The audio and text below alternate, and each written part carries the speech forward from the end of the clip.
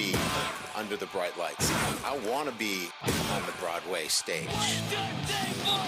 Tiger Rag Radio is on now. Hello, everyone. Jeff Palermo along with Todd Horn, the executive editor for Tiger Rag Magazine. Glenn Gilbo, the editor. All right, so let's bring in the LSU head baseball coach on the Max Home hotline. That is Coach Jay Johnson. Coach Johnson, how you doing tonight? Doing great. How are you guys? You there, Coach? Hey, Can you hear Coach. me? We're doing well. He kind of flint. Can you hear us? You I can flinched hear you. there, Jay, Yeah. like the umpire. That's pretty funny. I don't Flinched. want to say any more. I don't want to say any more. It's going to get me any more in trouble. So no umpire talk. Yeah. That was the quickest hook I've ever seen, man. You didn't even get out the dugout and they threw you out. That was not good. But we'll move on. Thank you. Well, Coach, what do you think as we sit here, 17-10 in conference play, and I know you haven't really looked back on this year just yet. There's still a lot more to do, but you were kind of talking about this. I don't remember if it was either Sunday or your coach's show last night, but if you had this, if you had to map it out, you certainly would take it, at the beginning of the season to be where you're at right now, and that's a 17-10 mark and 40 overall victories. Just your thoughts right now as we sit with one more SEC regular season series to go. Yeah, I'm proud of the consistency of our team. I think unless you're in this, meaning in college baseball and in the SEC right now, it's kind of hard to really articulate like what this is that we're playing, which essentially is like a super regional caliber team every weekend. And I was just kind of looking back at the last 5 weeks, and 4 of the 5 teams that we've played are in contention to be national seeds. And I don't know that exists anywhere else than at the top of our league right now. And we've had some of the best opponents here over the last few weeks, and our team's been, relatively consistent. We had a tough weekend at Auburn, and they're in contention for the, top 3 or 4 overall national seed. And, I think we've taken the punches. I think we've played some really good games. I think we've beaten some really good pitchers. I think we've won in different ways. And, most importantly, I think our team has showed some good mental toughness and have stayed together. So, yeah, I think we've played our way into a good position and played our way into important baseball at this time of year, and that's what we want to do here. Coach, how do you keep the team focused on continuing to get better when you go from an Arkansas at the top of the league down to South Carolina at the bottom of the league? I'm imagining you're talking a lot about Missouri and Texas A&M to them this week. I haven't brought that up yet. I think that is a good example. That the team that was 0-24, just went into College Station, beat a team that, is playing for their lives, honestly, that beat us 2 out of 3 the weekend before, that played for the national title the year before. And, only in our league can that happen. I saw another example of something like that written today, and it just shows you how deep it is. Relative to this weekend and our opponent, all the games count the same. It may not feel that way, and it may not grab everybody's attention the same way on a surface level.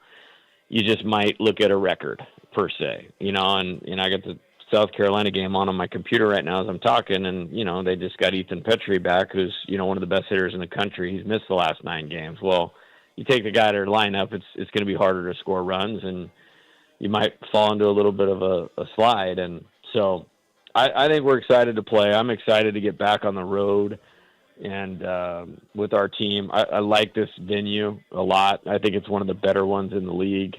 So excited to get over there and practice and play on Thursday evening.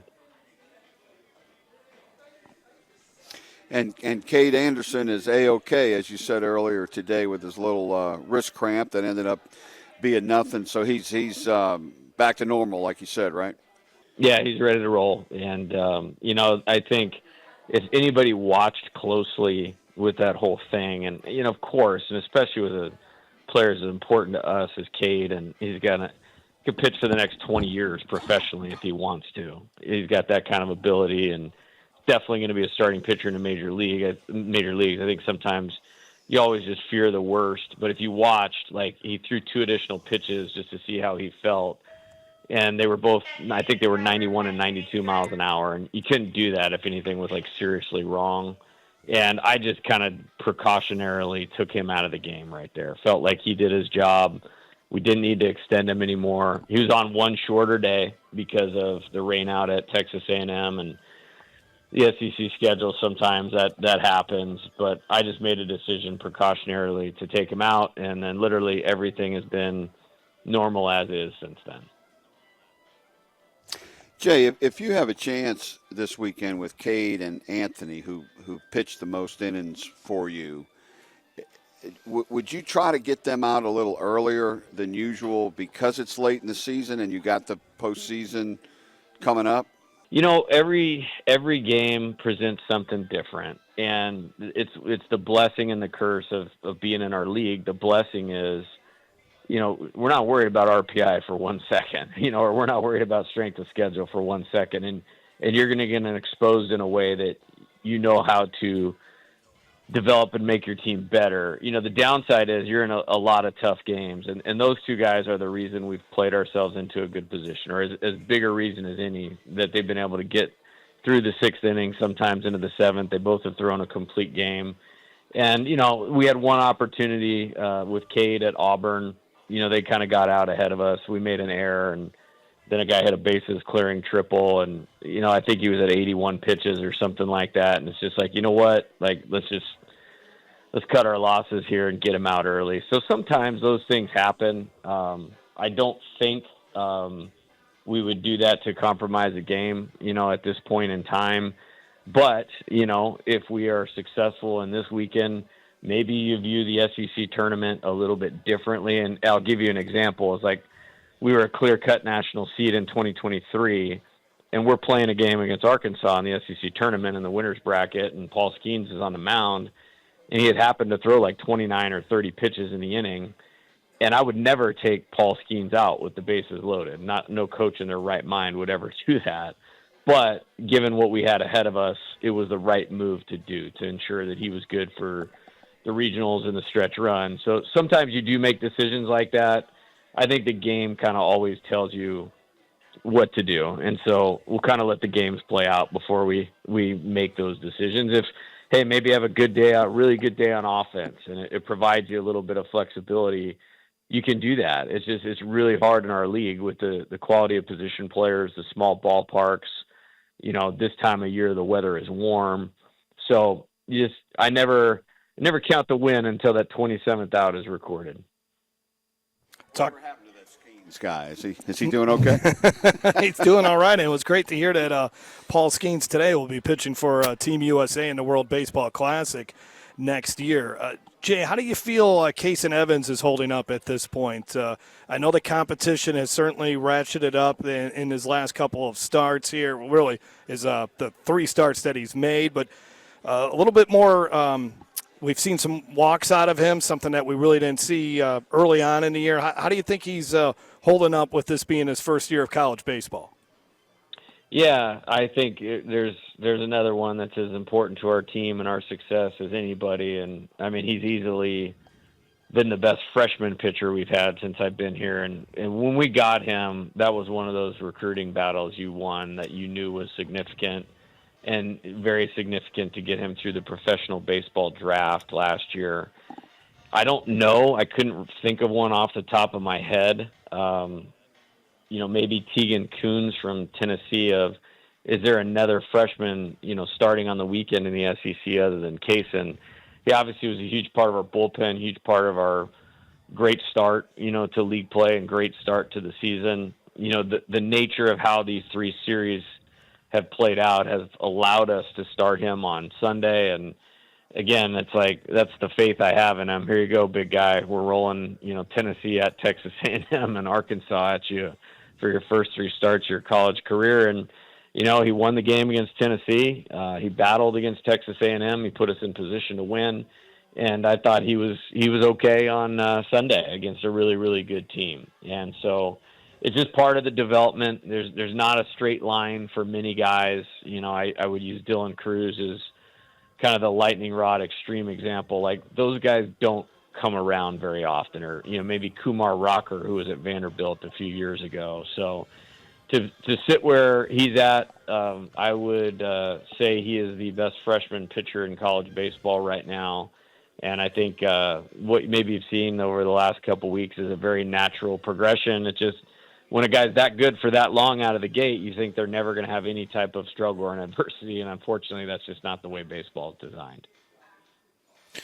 Coach, I know you've addressed this already probably multiple times in the last day or so, but what are your feelings about facing Coach Maneri head-to-head for the first time after the type of relationship you guys have had? Yeah, I think I'm excited for playing. I'm excited looking forward to seeing Coach Maneri. As I've mentioned before, he was great to me in the transition here. And, when you come in as a new coach, and I did that 3 times over an 8-year period. So when I came to LSU, I was probably the most, versed on, getting into a program and having a first year as you could possibly be. And that outgoing coach is always really important in how well the transition goes. And Coach was great with that. As far as this, it's just like, it's baseball, and I haven't even really thought much about that. It's about our team and execution and all of those types of things. And I will say this, I've never coached a game against him before, so this will be the first time I've ever coached against him. Now, being on the other side of some of those things, I remember, being at the University of Nevada, and we went back to play the University of San Diego, where I was only, the associate head coach, but remember thinking like, wow, this is a little odd. And so, I'm sure he might feel that way a little bit with the time, the investment, the success that he poured into our program here. It's such an important part of the history. So not overly a big thought for me, but definitely looking forward to seeing him and saying hello. Coach Johnson, thanks a lot for your time tonight. We really appreciate it. Good luck the rest of the way, and we'll be talking again soon. All right, guys. Good to talk to you. Have a good night.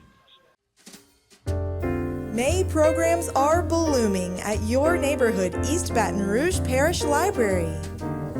Introduce the kids to Shakespeare. Celebrate local authors at Author Row. And honor the brave men and women of the armed services with a Memorial Day concert. All happening at your local library. Visit ebrpl.com for details. That's ebrpl.com.